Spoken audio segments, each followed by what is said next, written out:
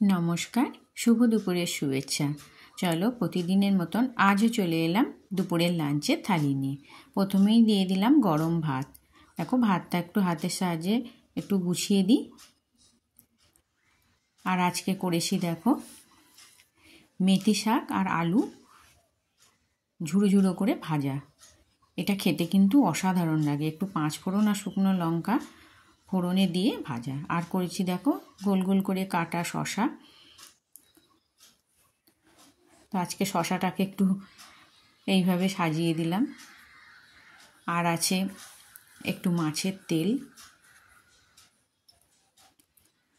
মাছের তেলটা ছেলে খেতে খুবই ভালোবাসে, তো ওই জন্যে ভাজা করে রেখে দিই, ওর জন্যেই রাখি। আর দেখো করেছি ডালটা করেছি একটু লাউ দিয়ে আর একটু ধনেপাতা দিয়ে নামিয়েছি। যে মাছের তেলটা দিয়ে দিলাম। আর করেছি পেঁয়াজকলি আলুর মাখা মাখা একটা তরকারি।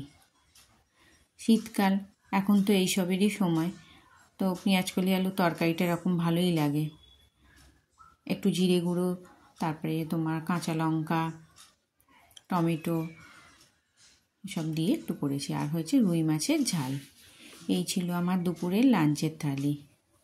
আর অবশ্যই আছে 1 গ্লাস জল। তো তোমাদের কেমন লাগলো অবশ্যই কমেন্ট করে জানিও। আমার থালা সাজানো আর এই রান্নাগুলো তোমাদের পছন্দ হয়ে থাকলে অবশ্যই লাইক করে দিও। সবাই আমার পাশে থেকো, আমার চ্যানেলটাকে সাবস্ক্রাইব করে দিও। আবারও আসবো পরে আরও একটা লাঞ্চের থালি নিয়ে। ততদিন তোমরা সুস্থ থেকো, ভালো থেকো। টাটা।